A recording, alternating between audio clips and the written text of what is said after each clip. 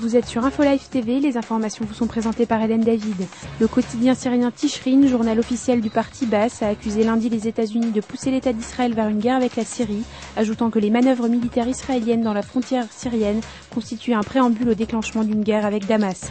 Parallèlement, le Premier ministre irakien Al-Maliki est en première visite officielle en Syrie, une visite de 3 jours dont l'enjeu principal devrait être la question sensible de la frontière entre les deux pays. Les Palestiniens de la bande de Gaza devraient retrouver l'électricité sous certaines conditions. L'Union européenne a déclaré lundi qu'elle reprendrait le financement des livraisons de pétrole dans la bande de Gaza, à condition que le Hamas, qui a pris le contrôle de la zone par la violence en juin dernier, s'engage à ne pas taxer les factures d'électricité. Le gouvernement doit voter l'allocation au budget de 2008 de 19 millions de shekels, une somme destinée à soutenir l'action de Nefesh Benefesh et AMI, 2 associations indépendantes qui apportent leur aide aux immigrants juifs, notamment en Amérique du Nord, en Grande-Bretagne et en France. Cette décision mettrait ainsi fin au monopole de l'agent juif sur l'immigration en Israël. Le chef du commandement du Front intérieur Yitzhak Gershon a participé lundi à la commission parlementaire motivée par le sévère rapport du contrôleur de l'État Michal Idenstrauss qui traite de la gestion de Tsahal du Front intérieur lors de la guerre du Liban. Gershon a déclaré que les erreurs dont il avait la responsabilité ont été traitées dès la fin de la guerre.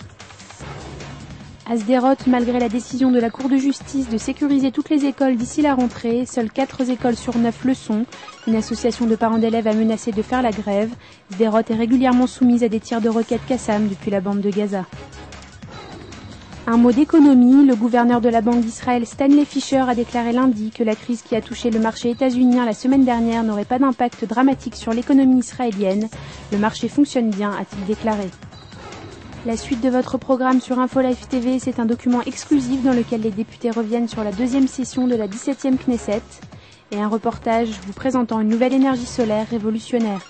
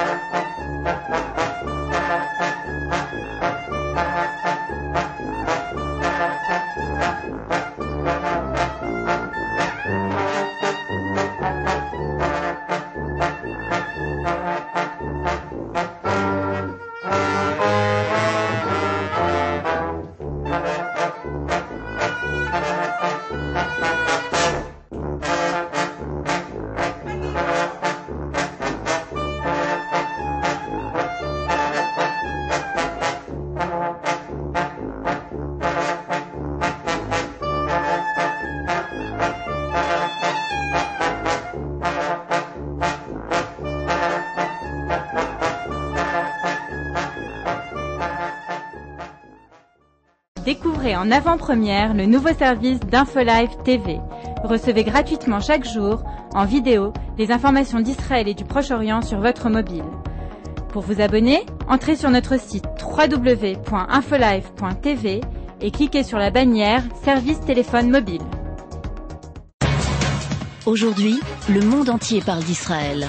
Mais qui parle d'Israël au monde entier, en temps réel, en 4 langues et en direct de Jérusalem? InfoLive.tv, la première chaîne de télévision internationale israélienne. 24 heures sur 24, 7 jours sur 7, suivez de l'intérieur l'actualité d'Israël et du Moyen-Orient. Des reportages, des interviews, un grand journal et des flash infos en images dès que l'actualité l'exige. InfoLive.tv, votre regard direct et vrai sur l'actualité d'Israël. Retrouvez InfoLive sur internet www.infolive.tv.